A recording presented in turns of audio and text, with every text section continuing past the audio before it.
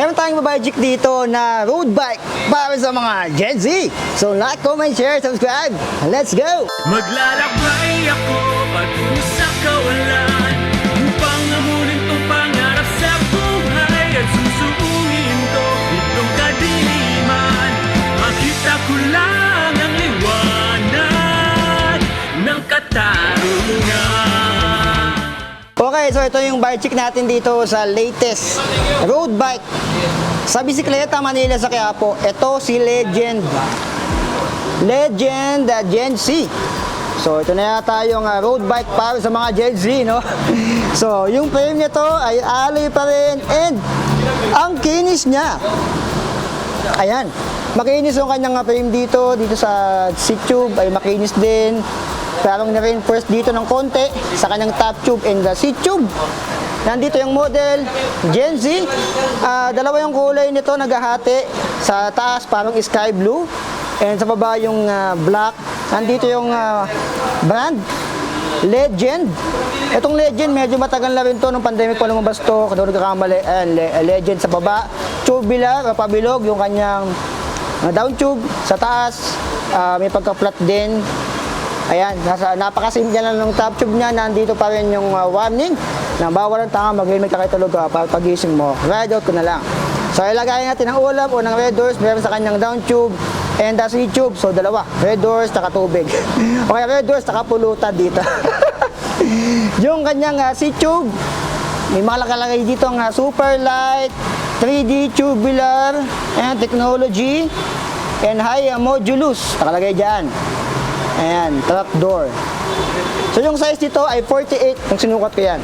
Seat tube ay 48, yung kanyang effective top tube naman ay 51 cm. Stand over height ay 730 mm naman, para sa mga curious. Yung head tube nito, ayan, straight lang siya dito. Yan yung logo ng Legend. Napakasimple lang yan. Yung FD, ang ginamit dito ay Sensa Empire. Ayan, alam na natin pag Empire, matik na yan. Naka-brace on na rin dito. Yung kanyang crankset, ito ay Halotech 50-34. Ito naman yung alloy na part niya. Yung kanyang crank arm, alloy na to. And Halotech, meron lago sa papunta sa mundo. Nila Taguro. So, Halotech na rin. Good points yan. And ito yung kanyang stock chain, ayan, usual naman niya sa mga nababay, check natin dito. May missing link na hindi naman nawawala. Yung kanyang chain stay, may Legend, and nandito yung kanyang RD, dyan dumaan. Yung RD niya ay Sensa Empire. Alam na natin yan, pag Empire, 11 speed dyan. Bilangan natin para sigurado. 1, 2, 3, 4, 5, 6, 7, 8, 9, 10, 11. So 11 speed yan, pag ganyan. Ito ay cassette na rin.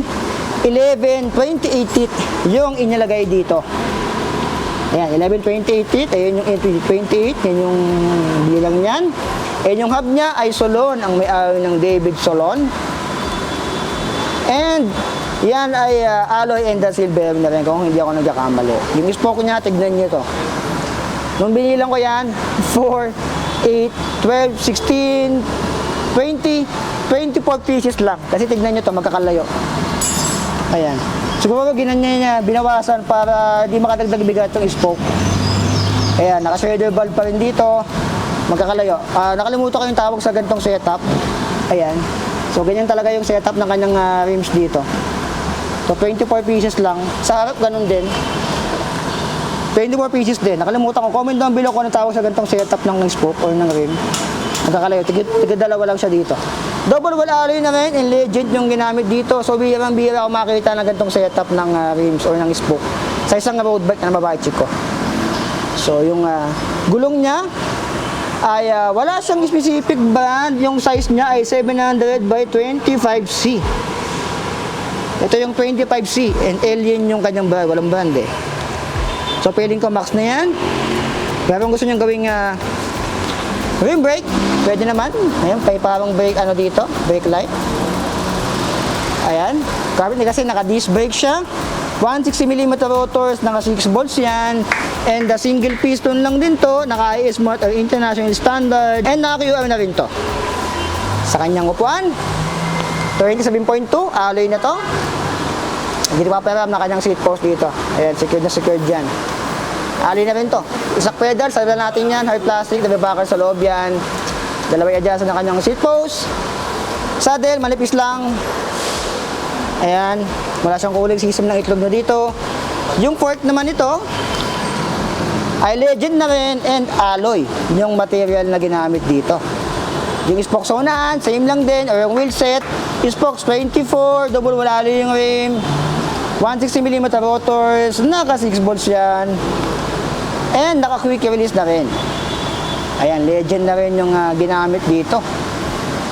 Pwede rin kayong maglagay dito sa harap ng rim brake kung gusto nyo gawing rim brake yan. So, dito tayo sa kanyang stem.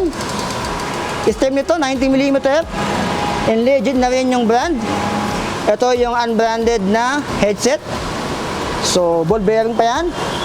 420mm, alloy na rin yung kanyang drop bar dito. And alloy. Ayan yung kanyang brake and shifter. Ayan, Sensa Empire. Ito yung harap niya, pag dilig niya sa harap. Ayan, sa taas. Ito yung sa ano. Naka-Sensa Empire na rin, 11 speed. Ibang-iba to sa mga na-bike check natin ng mga road bike. Si Legend. Alam ko, meron pa tong Supernova eh. Dito kami yata na bike check yun. So, bihira ako sa makakapag-bike check ng Legend na ganito. Dito lang sa Quiapo. Ayan. So, Legend, Gen Z, yung kanyang brand or yung kanyang model. So, lahat sa kanya ay alloy na. So, 11 speed, naka-Sensa Empire, yung FDRD, and yung kanyang brifter, or yung brake and shifter, naka 5034, hollow tech na rin to. And solon, may level salon yung kanyang hubs, alloy, and the tingin ko silbihan na rin yung mga ganyan. Makinis na rin siya. Halos lahat sa kanya ay alloy, walang ginamit na bakal dito. Siguro ito lang, yung kanyang spoke ay stainless steel yan. So, usual naman yung sa mga ganyan. Dalawa yung lagayan ng ulam at ng pulutan, meron dito.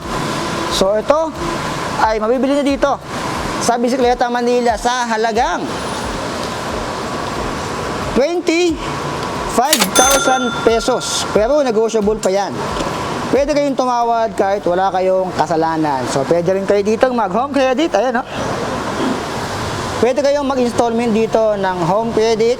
So, sa home credit, nagkautang ka nga, nagka-bisikleta ka naman. So, dito lang yan sa Bisikleta Manila. Si Legend Gen Z. So, anong masabi nyo dito? Okay na ba sa inyo yung 25,000 pesos para sa akin? Pwede nyo i-consider sa presyo niya, pero ito kasi is naka 11 speed na rin. May mga mas mura, madami tayong na-budget na mas mura dito. So, nasa inyo, choice nyo pa rin. Kung gusto nyo maiba, ito si Legend Gen Z, pwede nyo kunin to. Saka yung Trings Tempo, Tempo lang, na 2023 version na naka-gravel bike, pwede nyo rin yung i-consider. Pwede nyo gawing road bike din yun. And disc brake. So, ayan. So, ano masabi nyo dito? Okay na ba sa inyo yung 25,000 pesos? Dito lang yan sa Bisikleta Manila. Bisitahin nyo sila sa kanilang store. Dito lang yan sa Quiapo. So, search na lang sa Facebook. Lalabas na yan. Bisikleta Manila. Searchable din sila sa Facebook page.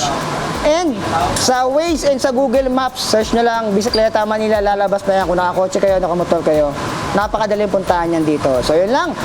Like, comment, share, subscribe. So be it. I love you all. Signing up.